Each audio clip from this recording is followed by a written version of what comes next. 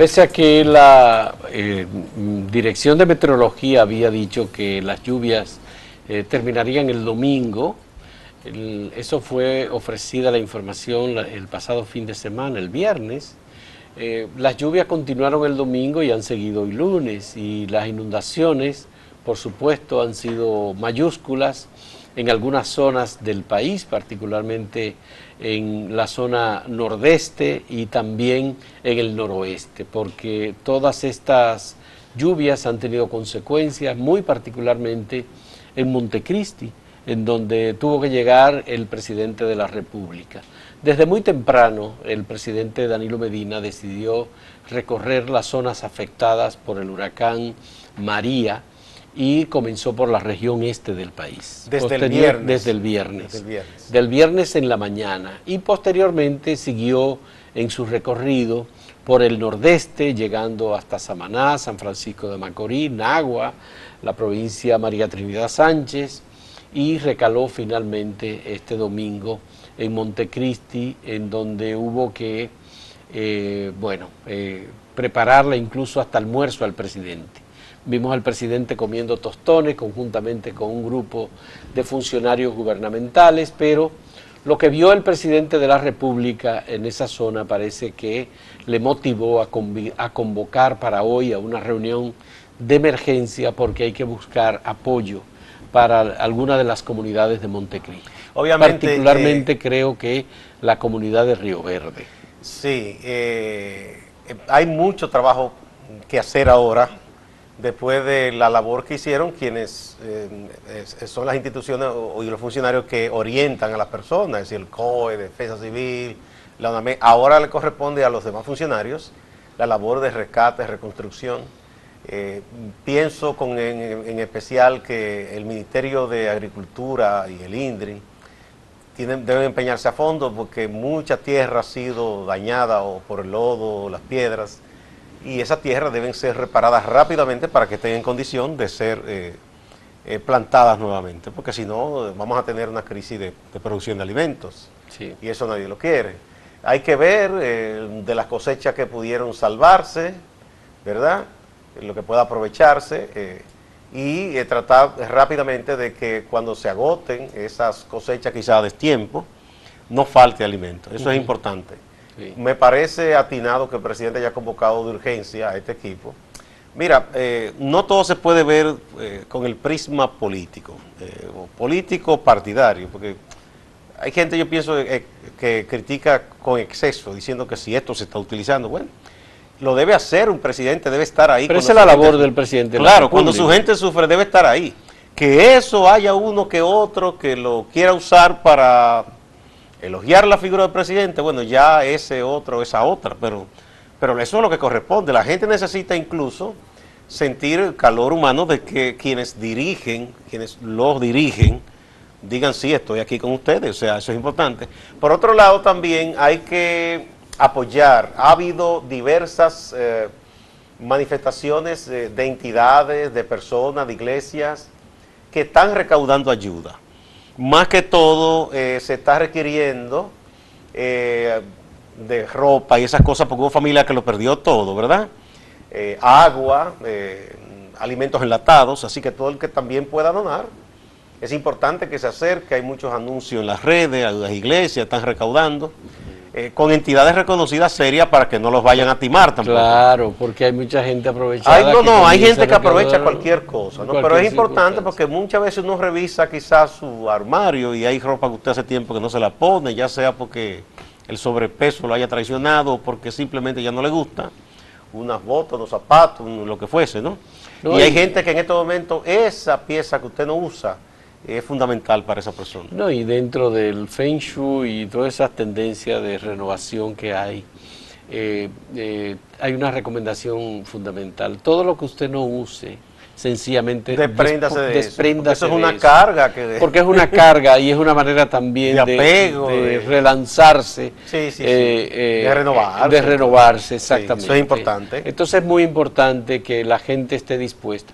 Incluso no solamente para la República Dominicana, Gustavo, Es verdad, en nuestro país hay mucha gente que necesita apoyo en este momento porque perdieron sus casas, hay muchos caminos vecinales destruidos, incluso hay comunidades que están incomunicadas en este momento. Yo creo que hay cerca de 40 comunidades que se encuentran en condiciones precarias porque los puentes se fueron o fueron arrastrados por los ríos o porque no hay manera de llegar hasta donde Aunque están. no se desbaraten los puentes muchas veces que están aisladas por las inundaciones. Por también. las inundaciones. Entonces, obviamente, hay que dar apoyo para estas comunidades y el gobierno está haciendo un esfuerzo. Hay instituciones del gobierno que están promoviendo lo que están haciendo y eso, por supuesto que es parte de sus obligaciones, como algunos de los mecanismos de apoyo social que tiene la Presidencia de la República, por ejemplo, el Plan Social de la Presidencia de la República, o alguna de los organismos que tiene el Ministerio de Salud Pública, o que tiene la Dirección de Programas Especiales de la Presidencia de la República. Y los comedores económicos. Los comedores económicos están operando y tienen que seguir operando, perfecto. Pero hay otras comunidades, incluso, y que no están aquí, que por ejemplo Puerto Rico. Hay una comunidad importante de dominicanos en Puerto Rico. Yo quisiera que habláramos un poquito sobre eso, porque mucha gente no lo entiende y lo ven como que Puerto Rico es como si fuese Estados Unidos. Pero Puerto Rico es una isla y como isla está aislada de del territorio continental de Estados Unidos. Por eso no es posible que se desplieguen, por ejemplo, vehículos pesados con maquinarias pesadas que son importantes y necesarias para poder restaurar muchos de los servicios que se han perdido en Puerto Rico. Los puertorriqueños, por ejemplo, no tienen energía eléctrica. Se están supliendo con plantas de emergencia que pueden estar llegando o que están llegando muy lentamente. Algunos puertorriqueños incluso, o dominicanos que viven en Puerto Rico, han tenido que venir a República Dominicana a adquirir plantas eléctricas para poder atender los servicios que le están fallando, como el servicio de energía eléctrica o el servicio de agua, por ejemplo. Sí. Pero en esta circunstancia, Gustavo, hay mucha gente que sus condiciones de salud se dificultan. Son más precarias todavía las condiciones de salud de la gente. Hay niños y niñas, hay ancianos. Solo hay que pensar en alguien que tenga una condición de salud, por ejemplo, que requiera especial, medicarse todos los días y no puede refrigerar a medicinas, se pueden dañar, todas esas cosas. Es muy difícil. Por tanto, los más optimistas piensan que Puerto Rico puede tener energía eléctrica en 2 o en 3 meses. Hay quienes son pesimistas y dicen, no, es que hay una crisis muy seria en Puerto Rico. Sí. Hay, obviamente, que pensar en que muchos puertorriqueños famosos en Estados Unidos están recaudando dinero para poder enviarlos a la isla. Pero eso no será suficiente. No, y aunque esté el dinero, eso requiere toda una planeación para qué cosas se va a adquirir, cómo, dónde. Por eso incluso ya han habido algunas críticas a la administración del presidente Trump, en el sentido de que debió enviar un gran acorazado, un barco grande que pudiera llevar esas maquinarias. Hillary Clinton fue que dijo, sí. pero el presidente Trump tiene que enviar a la Armada de Estados Unidos a Puerto Rico. Sí, la Marina, que tiene barcos de gran capacidad y que puede cargar esas maquinarias que sí pueden ayudar a que el trabajo se acelere, pero no ha sido así. Ya, vamos a hacer una pausa y vamos a volver sobre este tema.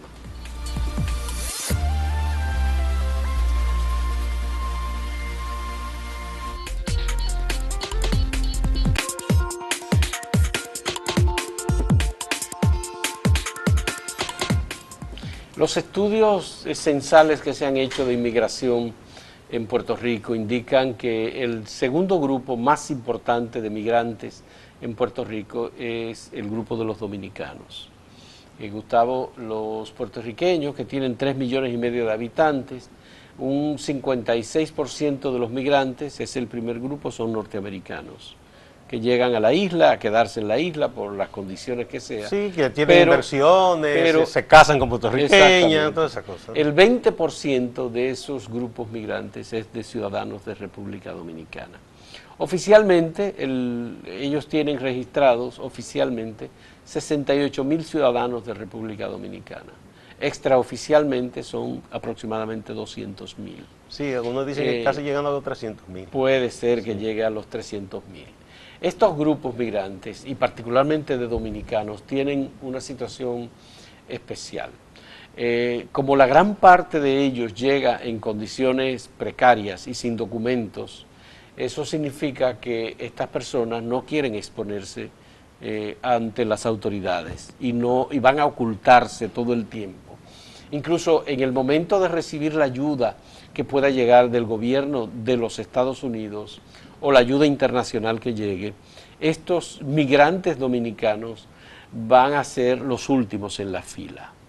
Por tanto, hay que buscar una fórmula para que el gobierno de la República Dominicana, a través del Ministerio de Relaciones Exteriores o a través de los acuerdos que existen entre República Dominicana y Puerto Rico, República Dominicana pueda proveer apoyo a los ciudadanos dominicanos que viven en Puerto Rico. Yo diría incluso, Fausto, que si algunos o alguna de esos hermanos que están allá quisiera aprovechar la circunstancia y decir yo quiero regresarme a mi país, que se le dé esa oportunidad. Ya se hizo, el Ministerio de Relaciones Exteriores de República Dominicana brindó ayuda a dominicanos que vivían en algunas de esas islas que también fueron devastadas, en San Martín, en otras.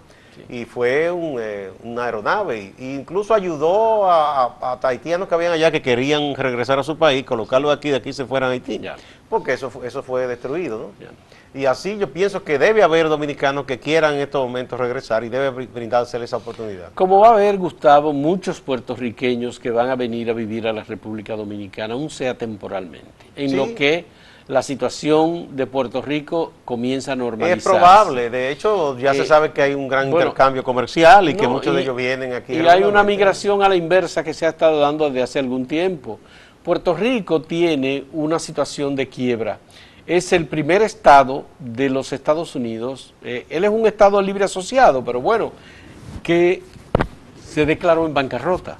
Ellos tienen unas deudas con acreedores internacionales por 74.000 millones de dólares. Y ante la incapacidad de Puerto Rico para pagar o saldar esa deuda con los acreedores, ellos decidieron asumir la ley de bancarrota. Asumieron la ley de bancarrota y el Congreso de Estados Unidos lo que hizo fue designar una comisión de supervisión que sea la que tome las decisiones. Ese es el gobierno de Puerto Rico. Que en realidad es quien tiene es el que administra el gobierno de Puerto Rico. Le ha estado presionando a la gobernación para que haga más recortes, que baje el sueldo a los empleados. El gobernador en algunas cosas ha cedido, en otras no.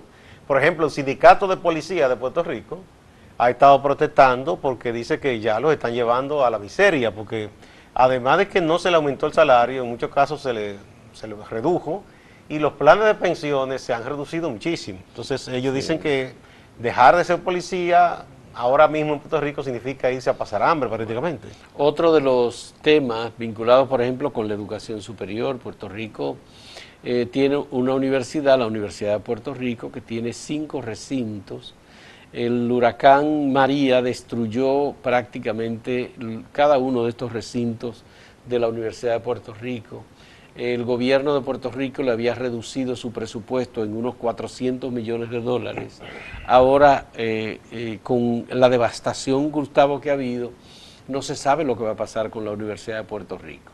El sistema hospitalario está en quiebra, es una situación muy lamentable la que estamos viendo que está ocurriendo en Puerto Rico, y ante eso, como el gobierno de Estados Unidos declaró zona de desastre a Puerto Rico, le va a fluir algún recurso, pero no serán suficientes para restablecer las condiciones de vida de los puertorriqueños. Mira, entonces eso va a llevar a que muchos salgan hacia territorio continental de Estados Unidos y otros pueden venir. Los que son ciudadanos, los que son puertorriqueños, los que son migrantes, si están documentados podrían hacerlo, pero no es tan fácil.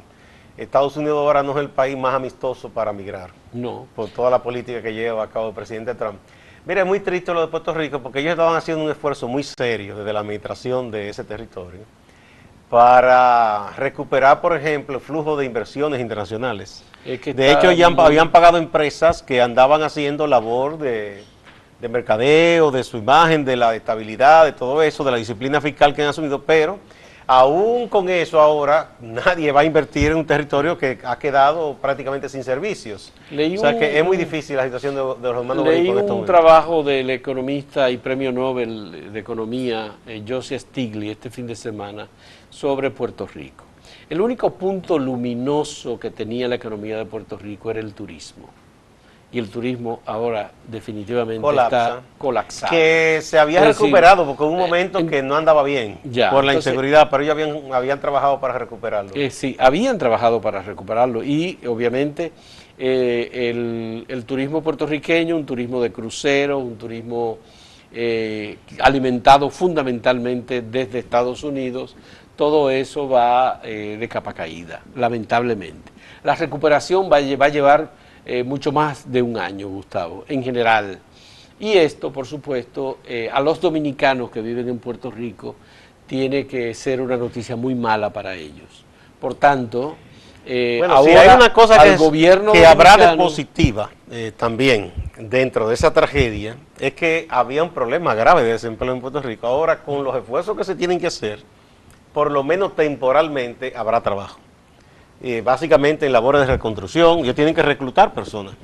Eso es lo que ocurre cuando hay una tragedia así. O sea, lo malo es que quizá los fondos que libere el gobierno federal no sean suficientes. Pero básicamente es reparar infraestructura, lo que tiene que hacer Puerto Rico en este momento, y eso genera temporalmente algún movimiento de empleo. Bueno, ahora, ¿tiene conciencia el gobierno dominicano de que esta enorme cantidad de dominicanos en Puerto Rico también han contribuido con el crecimiento del Producto Interno Bruto de República Dominicana vía las remesas? Es decir, estos dominicanos que han migrado a Puerto Rico, que han vivido y viven en Puerto Rico, que establecieron Puerto Rico como su otra patria, han contribuido también al desarrollo de República Dominicana. Claro, como todos los migrantes. Como sí. todos los migrantes, sin ningún costo para la República Dominicana. Gustavo, porque ahí no hay que invertir como se invierte en el turismo. Esa divisa que envían los nuestros que están en Puerto Rico y en otras partes del mundo, esas son una divisa que vienen muy bien a la balanza de pago dominicana porque no tienen ningún costo interno aquí. Así es. Bueno, las imágenes incluso que estamos viendo son imágenes gobernador Rosselló de la situación que está viviendo Puerto Rico. Hay mucha precariedad, esto no se va a restablecer, los servicios en general, agua potable, energía eléctrica, el retorno al trabajo, la producción agrícola, todo eso está destruido lamentablemente en Puerto Rico y lo que va a ocurrir es, bueno, habrá epidemias, habrá situaciones muy precarias para las atenciones en salud a las personas mayores, ancianas, los niños están en situaciones también igualmente difíciles y el gobierno dominicano debía atender a estos cerca de 200.000 dominicanos o ir en ayuda de aquellos que además, lo necesiten. Mira, incluso, no serán todos, Gustavo. Incluso tomando en cuenta más allá de los dominicanos, porque yo pienso que el mundo debe ser solidario, un país con otro. Entonces, exactamente. En estos momentos Puerto Rico necesita de nosotros, ellos han sido solidarios con nosotros en otras ocasiones, igual que también de nuestra miseria hay que repartir un poco con México también. Con México, por supuesto. Hay que ver qué se hace, en qué podemos ayudar, en qué podemos colaborar con esos países hermanos que están en esta situación, que nosotros también tenemos nuestros propios problemas, pero no son tan graves. Son mucho menores que lo que ha ocurrido en Puerto Rico y en México en este momento. Hacemos una pausa.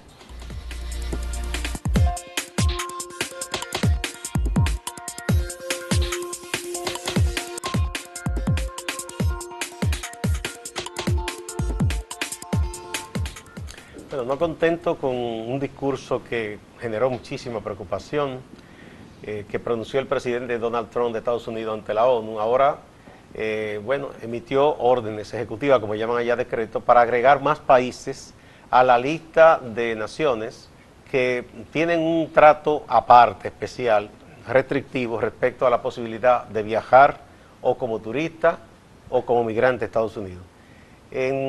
Hay países que no son novedad, se sabe que hay un asunto de tirantez entre Corea del Norte y Estados Unidos y ha puesto restricción, pero a mucha gente le ha asombrado que incluyera a Venezuela, porque hay una gran comunidad de venezolanos en Estados Unidos que, por el contrario, estaba pidiendo al gobierno de Estados Unidos que le diera un trato especial no quizá el famoso estatuto que tenían los cubanos y que el presidente Obama eliminó, o el que gozaron los países centroamericanos que tuvieron guerra durante un tiempo, como El Salvador y esos países, Sí. sino ellos querían que se tuviera cierto comedimiento, pero parece que no va a ser así.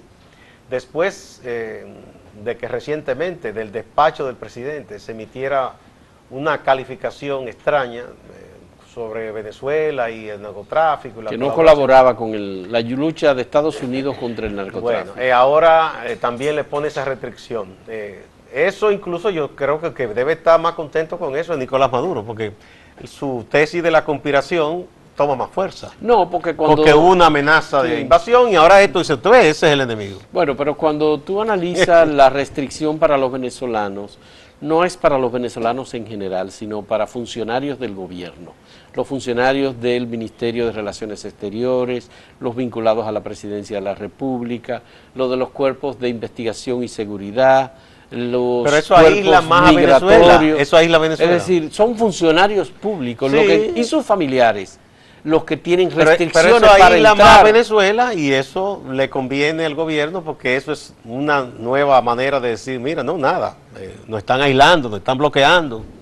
Ese siempre ha sido un recurso que usan los gobiernos. Si tienen dificultad con alguna potencia, pues inmediatamente justifican cosas internas. Hay que recordar lo que ocurrió con la dictadura militar en Argentina, una dictadura muy asesina. Pero sabían que no podían hacerlo y en la desesperación por ganar apoyo interno, intentaron recuperar las Malvinas y claro, la pela que le dio Inglaterra nos hizo esperar y sacrificaron a muchísimos jóvenes argentinos en una guerra absurda en ese momento, que ellos sabían que no tenían posibilidad de ganar, para despertar un supuesto nacionalismo, patriotismo y todo para manipular a ese pueblo. Bueno, Donald Trump no solamente tomó medidas de agregar estos 4 países, que fueron Corea del Norte, Venezuela, Chad e Irán.